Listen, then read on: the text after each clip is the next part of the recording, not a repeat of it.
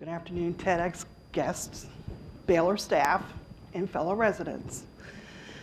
I am honored to be able to stand here today and represent my sisters behind the walls by participating in the conversation today, Second Chances and Redemption. Over the years, I've had a great number of second chances, and I am grateful, mostly for the second chance at life, because I didn't have to be alive to do the time. From the age of 15 to 32, my life was filled with failed suicide attempts, and depression ruled my world.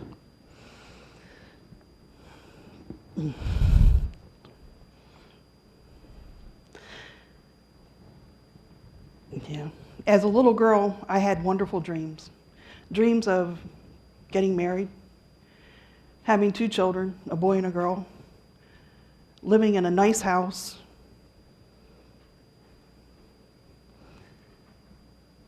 having a yard with a white picket fence and a couple of dogs. I wanted to be a cashier so I could help people. But things happened.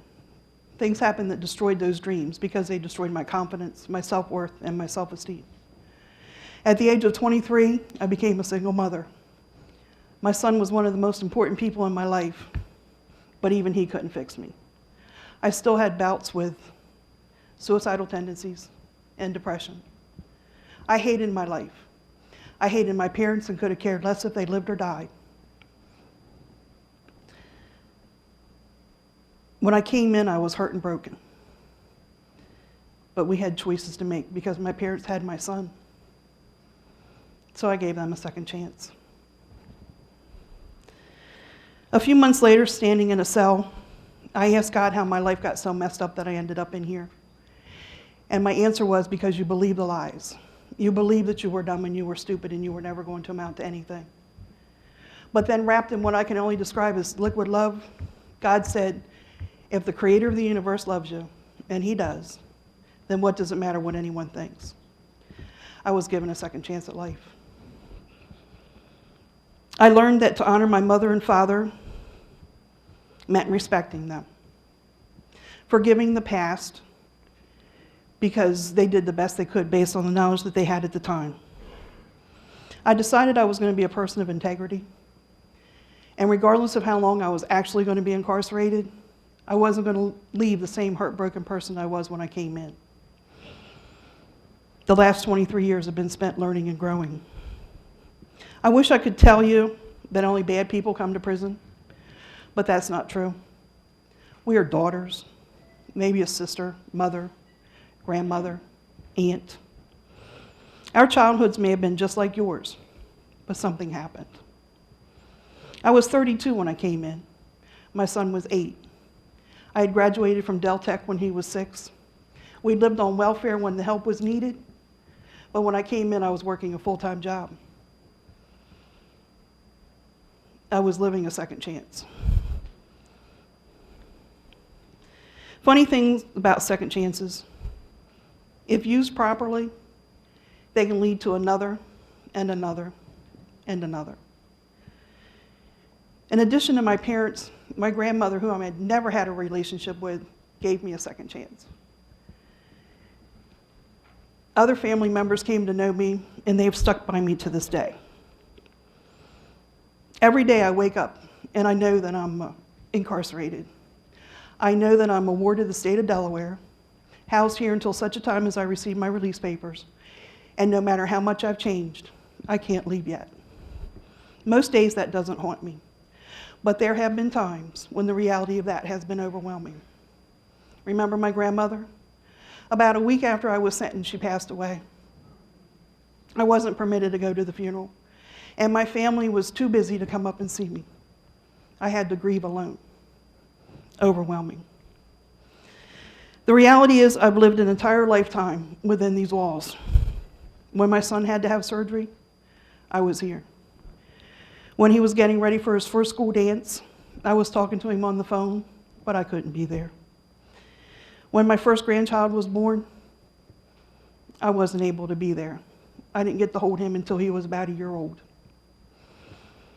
When my father became ill and passed away, I couldn't be there. I couldn't be there to help or to grieve with the family. When my granddaughter was born, I wasn't able to participate in that either. And 2 months later, when my son was killed in a car accident, I couldn't be there. I was allowed with both my son and my father to be transported to the funeral home, handcuffed and shackled, to view their bodies. Both bad and good things happen to all of us, and how we deal with them is a matter of perspective. I thank God for the opportunity, the second chances that I had with my father while he was still in this world. And I thank God for the 20 years that I had with my son, because I'm a better person for having known him. These legs are shaking a little bit. I've applied for an early release 4 times. And the first 3 times I've heard paraphrased. Because of the serious nature of your crime, the state of Delaware denies your request at this time. I'm still waiting for an answer from the 4th time. I'm still waiting for Delaware to give me a second chance. During the process of preparing the paperwork for the 4th time, my mother was diagnosed with leukemia. In November 2014, she passed away at age 85. She had waited for me for 23 years. She'd fought a good fight, but she couldn't fight anymore. But can I tell you, I like who I am now. I am a person who has taken second chances seriously and utilized all the tools that I could find to become a better person than I was when I came in, and not a bitter one because I'm here. We live in a microwave society and are always looking for quick fixes. But people can't be fixed overnight.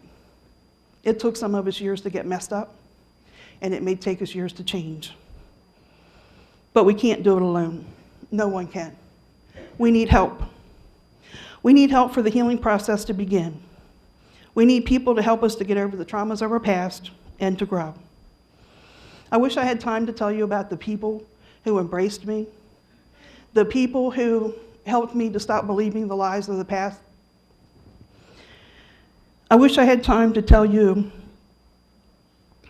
about how I went from not caring less if my parents lived or died to being thankful for a relationship that shared laughter and tears, that felt the pain of our separation, had me crying when they were ill and grieving when they passed away.